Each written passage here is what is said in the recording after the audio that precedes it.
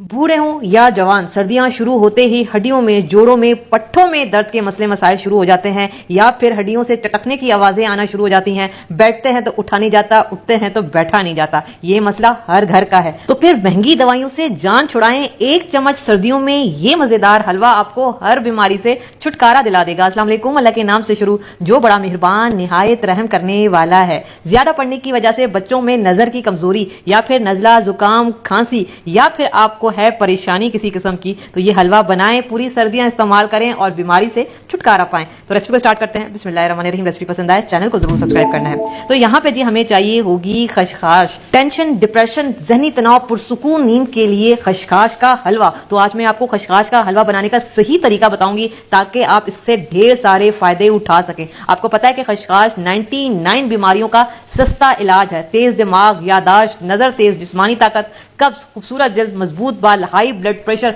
Cholesterol, sugar, हड्डियों की मजबूती, दिमाग की खुश्की, इन सब का बेहतरीन इलाज है खशखाश। इतनी सारी बीमारियों का इलाज इन छोटे से दानों में मौजूद है, तो फिर क्यों ना फायदा उठाएं इस खशखाश का। तो यहाँ पे जी हमें खशखाश चाहिए होगी तकरीबन 150 ग्राम। वैसे तो इस रेसिपी के लिए 100 ग्राम खशखाश की जरूरत है, लेकिन 150 ग्राम मैंने खशखाश इसलिए दी है क्योंकि ये धोने के बाद 100 ग्राम ही रह जाएगी। अब अगर आपको मजेदार, नरम, मुलायम हलवा खाना है ना, तो ये वाला पॉइंट आपने लाजमी करना है, खशखाश को भिगोना है। तो खशखाश में पानी डालेंगे, इतना डालेंगे कि खशखाश मुकम्मल तौर पे डूब जाए, और इसके बाद इस खशखाश को आपने रात भर भीगने के लिए रखना है। इससे क्या होगा कि खशखाश जो है वो फूल के डबल हो जाएगी, नरम हो जाएगी, और आपका हलवा बहुत अच्छा, मजेदार और नरम मुलायम बनेगा। तो इसको बस हम पूरी रात के लिए भिगोने के लिए रख देंगे, और सुबह में ये देखें, ये खशखाश इस तरह से फूलकर डबल हो जाएगी। ये देख रहे हैं, ये इस तरह से ये फूल जाएगी। तो खशखाश को आपने भिगोना लाजमी है, वो भी रात भर के लिए। अब जो दूसरा वाला मरहला है वो है इसको साफ करने का, जो सबसे ज्यादा मुश्किल काम है और जरूरी भी है क्योंकि इसमें बहुत ज्यादा मट्टी और कंकर होते हैं। तो अभी मैं क्या करूंगी, ये जो खशखाश है ना, ये रात की भीगी हुई है ना, तो ऊपर सारी खशखाश है, नीचे सारी मट्टी जो है ना वो बैठी हुई है। तो हम क्या करेंगे, पानी पहले गिरा देंगे, और उसके बाद ये जो ऊपर की खशखाश है ना, ये इस तरीके से मैं निकाल दूंगी। ऊपर वाली जो खशखाश है ये बिल्कुल साफ सुथरी है, और इसके बाद जो है फिर मैं थोड़ा सा इसमें पानी डालूंगी ताकि जो बीच वाली खशखाश है इसमें अगर रेत और कंकर है ये नीचे बैठ जाएं, और इसके बाद ये जो पानी है ये हम निकालेंगे। तो क्या होगा कि ऊपर ऊपर से सारी खशखाश जो है वो साफ सुथरी वो निकलेगी, और जो कंकर वाली खशखाश है वो नीचे बैठ जाएगी। ये देख रहे हैं, ये ऊपर से मैं फिर खशखाश निकालूंगी, और फिर हम पानी डालेंगे और ऊपर की खशखाश को निकाल लेंगे। थोड़ा सा पानी के साथ ही खुद ही निकल जाएगी, थोड़ी सी चम्मच की मदद से आप निकाल लें, और फिर पानी डालेंगे, और फिर इस तरह से हम खशखाश जो है वो छानेंगे। ये देख रहे हैं कितनी ढेर सारी मट्टी है, कंकर है, ये देख रहे हैं, इसमें काफी सारी मट्टी होती है। तो खशखाश को जो धोना है ना वो थोड़ा सा मुश्किल काम है, बाकी हलवा जो है मिनटों में बन जाता है। अब मैंने दोबारा से थोड़ा सा पानी डाला है ताकि साफ खशखाश निकल जाए, और ये है जी मट्टी कितनी ढेर सारी। तो इस तरीके से हमने इसको धोना है। अभी भी खशखाश में होगी मट्टी, मैं 2 दफा मजीद इसी तरीके से इसको धो लूंगी ताकि इसमें से मुकम्मल तौर पे मट्टी निकल जाए। तो यहाँ पे देखें, मैंने खशखाश को 3 मरतबा धोया है, जिस तरीके से मैंने आपको दिखाया था। अब साफ सुथरी हमारे पास खशखाश आ गई है। इस पॉइंट पे आप ढेर सारी खशखाश लेके धो लें, ड्राई कर लें, और फिर किसी भी बॉटल में भर के रख लें। तो जब भी कुछ बनाना होगा आपके लिए काम काफी आसान हो जाएगा।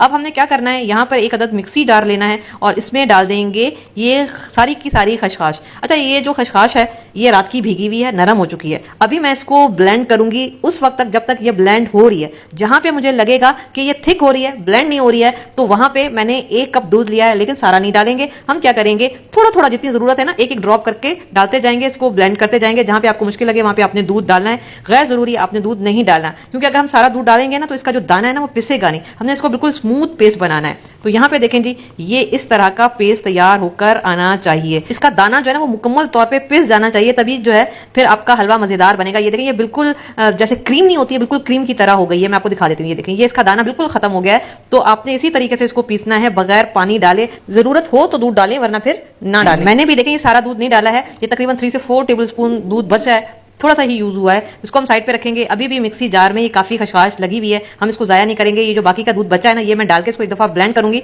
ताकि सारी खशखाश हमारे पास निकल कर आ जाए। अब हलवा बनाना स्टार्ट करेंगे। एक कोई भी पैन ले लें, और इसमें मैंने आधा कप देसी घी डाला है। या तो आप देसी घी का इस्तेमाल करें या फिर आप डालडा घी का इस्तेमाल करें। इस रेसिपी में ऑयल का इस्तेमाल नहीं होगा। इसको थोड़ा सा पिघलने देते हैं, और इसके बाद ये पिसी हुई खशखाश हम इसमें डाल देंगे।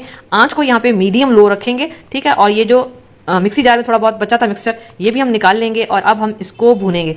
खशखाश रात की भीगी हुई है और इसमें हमने दूध भी डाला है, तो ये गीली है। तो हम इसको मीडियम आंच पे भूनेंगे तकरीबन 10 से 12 मिनट, कि ये हल्की सी जो इसमें नमी है वो खत्म हो जाए।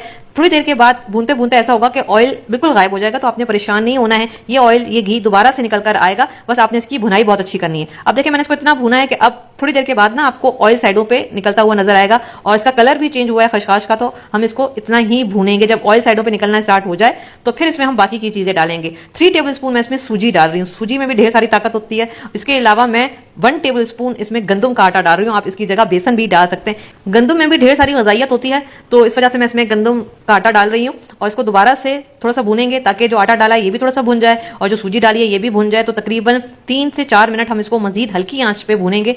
इस टाइम आपने आंच को हल्का रखना है वरना फिर ये जल जाएगी। ये देख रहे हैं अब इसकी बड़ी अच्छी भुनाई हो चुकी है।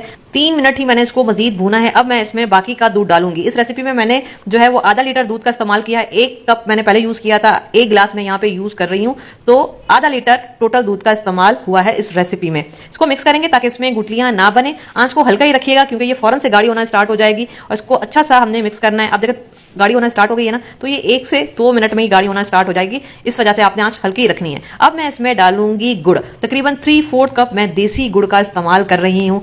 आप चीनी का इस्तेमाल कर सकते हैं, लेकिन ये रेसिपी अगर आप सिर्फ ढेर सारे फायदे उठाना चाहते हैं तो फिर केमिकल ना डालें, इसमें देसी गुड़ डालें। और देसी गुड़ की पहचान यही है कि ये हल्का डार्क कलर का होता है, नरम होता है और इसमें हल्के हल्के से रेशे होते हैं। तो कोशिश करें कि बाजार से आपको अगर देसी गुड़ मिल जाता है तो बहुत अच्छी बात है। हल्की आंच पे इसको पकाएंगे। इसमें शीरा नहीं बनता, चाशनी नहीं बनती है, ये बगैर शीरे और चाशनी की रेसिपी बनती है। हमने इसको इतना पकाना है कि ये गुड़ मुकम्मल तौर पर घुल जाए और ये काम आपने हल्की आंच पे करना है। आंच तेज नहीं होनी चाहिए वरना फिर ये नीचे से लग जाएगा। अब इसको मजीद हेल्दी बनाने के लिए ना मैं इसमें 3 अदद लौंग डालूंगी। इससे ये अच्छे खुशबूदार भी बनेगा और लौंग भी आपका इम्यूनिटी को बूस्ट करता है।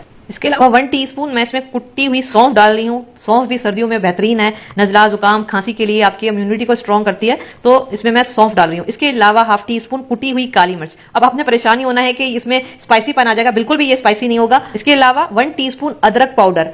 काली मिर्च और अदरक ये भी ढेर सारी बीमारियों का इलाज है। ये हलवा सिर्फ हलवा नहीं बल्कि एक मुकम्मल दवा है जो आपको हर तरह की बीमारी से बचाएगा। इसको हमने इतना भूनना है कि इसका ऑयल जो है ना वो साइडों पे निकल कर आ जाए और जैसे हलवा भुना भुना होता है ना उस तरह की शक्ल में नहीं हो जाता।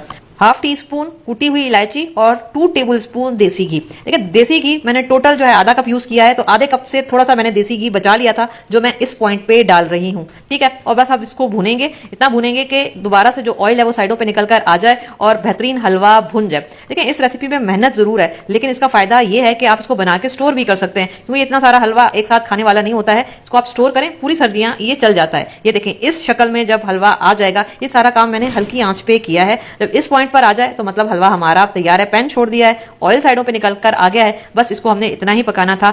चूल्हा हम बंद कर देंगे।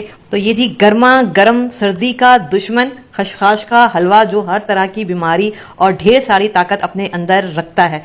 ऊपर से थोड़े से कटे हुए बादाम, पिस्ते या फिर 4 मगज भी आप डाल सकते हैं और इसको मजीद मजेदार बनाने के लिए। तो यहाँ पे ये जो हलवा है ना इसमें थोड़ी सी मेहनत जरूर है, लेकिन इसको आप पूरी सर्दियां खाएंगे, जो आपको फायदे मिलेंगे ना उस मेहनत के आगे कुछ भी नहीं है। और अच्छी बात यह है कि आपको रोज रोज बनाना नहीं है, आप उसको बनाएं, स्टोर करें और ये तकरीबन 1 महीने तक आप इस्तेमाल कर सकते हैं। खाने का क्या तरीका है मैं आपको बताती हूँ। खाने का तरीका यह है कि ये हलवा बहुत मजेदार है, इसको बनाने के बाद आपका हाथ नहीं रुकेगा, लेकिन ये आपने 1 चम्मच से ज्यादा नहीं खाना। ये चम्मच देख रहे हैं, इतना आपने रोजाना सुबह के टाइम निकालना है, गर्म करना है अपने लिए, बच्चों के लिए या फिर बुजुर्ग हैं आपके घर में उनके लिए गर्म करके दें और बस आपने इतना खाना है रोजाना, इससे ज्यादा आपने नहीं खाना है। क्योंकि जो चीज आपको फायदा देती है ना ज्यादा खाने से नुकसान भी देती है। तो खाएं, सेहत बनाएं, मुझे जरूर बताइएगा कि कैसा बना।